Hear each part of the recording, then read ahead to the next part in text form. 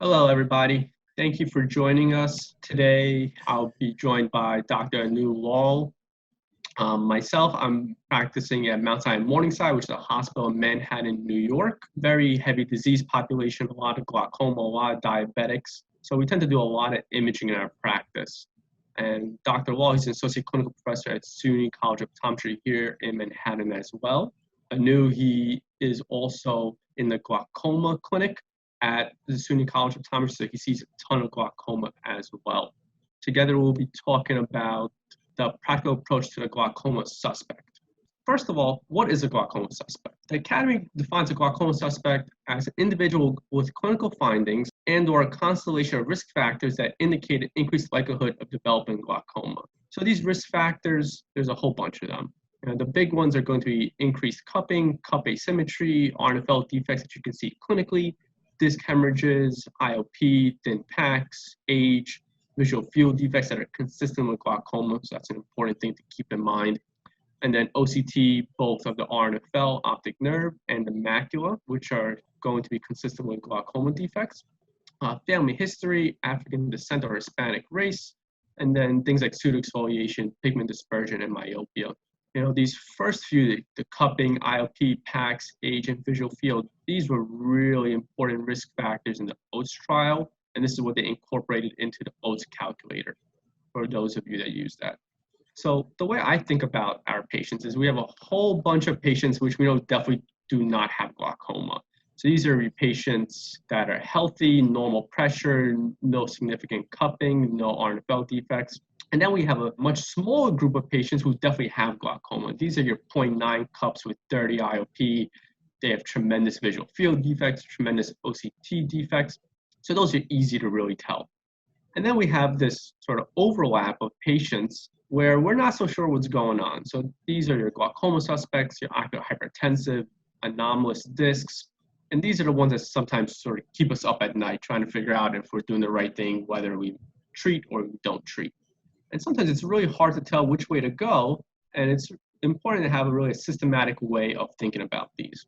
So for those of us who treat and manage and bill for glaucoma patients, this is something that we've seen pretty often. So low-risk glaucoma suspects and high-risk glaucoma suspects, this is really based on sort of Medicare, CMS rules, and this is how we bill things. So anything with 2 or less risk factors is going to be a low risk, and anything 3 or more is a high risk. Now, the important thing is that risk factors only include these things here. So it's not that long list that I was talking about before. And this is a pretty good way when you're talking about just billing for these patients and using the proper ICD-10 code. But speaking with Anu, even though we're not in the same clinic, we don't see patients together, we're not even in the same building seeing patients, but we've talked in hours and hours about glaucoma and glaucoma suspects. And we actually have a lot in common in how we think about these patients, and our philosophy is very similar. So we'll be going over something called the Epstein-Lal paradigm, which is nothing official. We haven't published it. It's not peer-reviewed yet, at least. Maybe in a few months it will be. Who knows? And the way we like to think about these patients that come to us and need glaucoma evaluations, or who we deem need a glaucoma evaluation just because we've been the first person that sees them, is we have low-risk patients. So these are patients that have some risks, but their OCT and visual field is unremarkable. So these are patients with physiological cupping, or maybe their pressure is a little bit high. Then we have patients that are medium risk. So these are patients with some risk factors and borderline OCT visual field findings. And then we have high risk or inconclusive glaucoma patients. So these are the patients that have significant risk factors, and maybe they have discordant visual field and OCT findings, or maybe they have something else that's confounding your test results, like high myopia or other comorbidities. So it's actually pretty hard to tell if these patients have glaucoma. And then, of course, we have the patients with definitive glaucoma. Either you have documented progression, or you have corresponding visual field OCT defects on these patients. So the ones that have an inferior notch, inferior RNFL OCT thinning, corresponding GCA thinning, and a visual field defect, those are easy to tell. And then, of course, you have your non-glaucomatous optic neuropathy patients, which a lot of times you might find while you're checking for glaucoma. I think that's a really good point, Dan. I mean, one of the big things, of course, that I tend to see as patients are referred into me, before I start any patient on eye drops, I mean, the biggest thing that I need to consider is this truly glaucoma or is this something else? The worst thing that you can do is start somebody on glaucoma meds for 10, 20 years, only to find out later that it's not really glaucoma. And it could be something else. So you always have to keep that in the back of your mind as you evaluate your glaucoma patients. Sometimes we get caught up in trying to answer a question, is this glaucoma or not? But the real question is, does this patient have optic neuropathy or not? And then once you decide, yes, they have an optic neuropathy, then you can figure out, yes, it's glaucoma or it's something else. Unfortunately, I've had way too many patients that have been on glaucoma treatments for years, and then we find out they have something else going on that's a non-progressive condition or needs to be treated some other way. And I'm sure you've had plenty of those patients as well. Exactly. Yep. Great point. What do we do with glaucoma suspects? The big thing is you have to get a full workup on them. So for myself, I like to get fundus photos on the day of their dilation. Then I have them come back for OCT, visual fields, pachymetry, gonio, and then of course an IOP check every time I see them. Anu, what do you do? Because I know in the glaucoma clinic, your workflow is probably a little bit different than how it is for me, where I just sort of primary Yeah, care great point. So, patients. I do spend a lot of time, A, in our primary care clinic, and then B, in the glaucoma service. When I'm in the glaucoma service, the vast, vast majority of patients that I tend to see are patients that are referred to me either from the primary care clinic or from an outside referring doctor. When it comes to what type of patients that I tend to see, or in terms of numbers, I can tell you that the vast majority of patients that are referred into clinic, the big reason that they're referred into me is usually large CD ratios. And I think that's the biggest thing for patients to be referred over to me. The second thing that I do see a lot of is just increased eye pressures. So anybody whose eye pressure is over 21 or 22, I get a lot of referrals for that. And then lastly, things like narrow angles. So those are the big referrals that I tend to see. Things like pseudoexfoliation or pigment dispersion or other secondary types of glaucoma are often missed, and particularly those that have small discs with average size CDs or larger than average CD ratios, again, are often missed. Since my patients are referred in from a outside practice, there's usually things like some IOP values. Some outside docs do some testing, so photographs or pachymetry testing. But in my glaucoma workup, the first thing that I tend to do in most patients is I do gonioscopy. Gonioscopy is key. You cannot define glaucoma without gonioscopy. Coding everybody as a primary open-angle glaucoma without doing gonioscopy is just bad news. So gonioscopy on the first visit. The next things that I tend to do on that first visit are usually a baseline visual field and an OCT, an undilated examination, the optic nerve, and then of course, pachymetries and IOPs. And then based on those findings, that's when I decide on when I'm going to have my patient back. And usually my next visit is going to be an IOP reading, likely another visual field, and a dilation with fundus photos.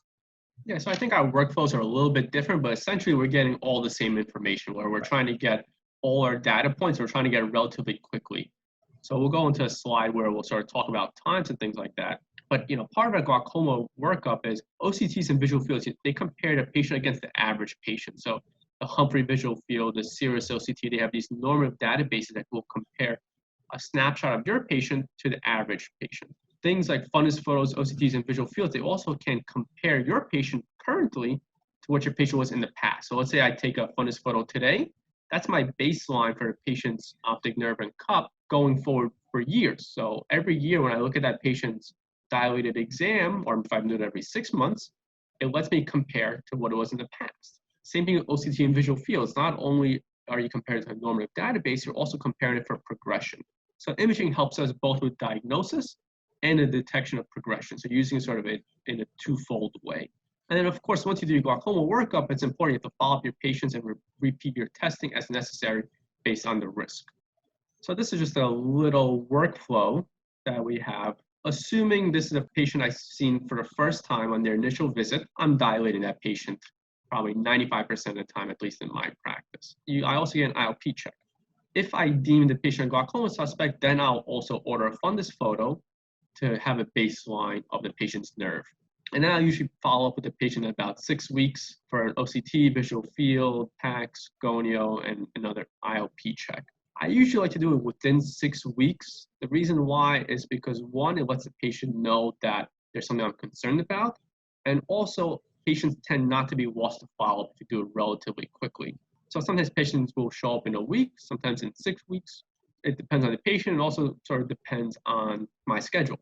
Everyone's schedule is a little bit different where you might have availability tomorrow or you might be booked out for a month or two. So you have to sort of work around that. When it comes to judging risk, I think that we've all been in a situation like this where I looked at this patient and their eye pressures are maybe high teens. The nerves look a little bit suspicious, but not very suspicious, and they don't have any family history per the patient's history as part of your examination. And then when you see this patient back a few weeks later and you realize after taking an OCT that there's a huge wedge defect. So it is one of these things where it's really tough for you to assess risk really without having the baseline testing. So anytime that I feel like a patient needs that baseline testing, why wait? So I usually get it done just like you do between the first 4 to 8 weeks of my initial visit. Yeah, that's a good point because you might have a patient who you think is low risk and they might have, Yep. let's say, 19 pressure, moderate Yep. cupping, then they come back and you notice their pressure is much higher. They have 25 pressure. And then Right. you What if notice their that they, packs are, 470? yeah, It's one of those things where that 19 now it worries me a little more than it did before. So, without doing the testing, can't really judge. So I think it's worthwhile to get it done early. yeah, exactly. Once you have them come back for your first follow-up, which is going to be your second total visit, then you sort of stratify them based on risk like we were talking about. For the patients who have very low risk, these are usually the patients who maybe have 1 or 2 risk factors. If everything looks great, meaning the IOP is still normal tensive, their PACs are average, their visual field and OCT is unremarkable. Sometimes I'll see them back in about 11 months and that'll be their regular yearly checkup and I'll repeat the testing. For the medium risk patients, I'll see them back maybe 2 to 4 months. I'll repeat the visual field, get another IOP check. The high risk patients, maybe about 1 to 4 weeks, again, repeat the visual field and get another IOP check. At this point, I might start considering treatment. So especially patients like, let's say a high myope where the visual field might have some defects, the OCT because of the anomalous nerve might not be so reliable. So it might be hard to follow these patients. I might start on prophylactic treatment if their eye pressure is a little bit elevated, especially if they have a family history of blindness from glaucoma in the family. The patients with definite glaucoma, you could initiate treatment on that second visit. Ideally, I like to have 3 IOP checks for patients, and hopefully you can do maybe some in the morning, some in the afternoon or the evening to try to get some sort of diurnal makeshift curve for these patients. But of course, at some point you want to initiate therapy, whether that's medical therapy or you need an LPI if they're narrow angles or SLT. The non-glaucomatous patients, of course, you need to do appropriate evaluation there. The thing about glaucoma, and I love this chart, is that the beauty of it is that there is no clear-cut, cookie-cutter approach to glaucoma. And I think we all do something very similar to this. But I definitely agree. I think the importance of getting a few more IOP checks before starting treatment is absolutely imperative. And then, getting some of that additional testing done at 1 or 2 visits, really just to solidify your diagnosis and again, ensuring that you're not missing something else. So absolutely, I think this is great.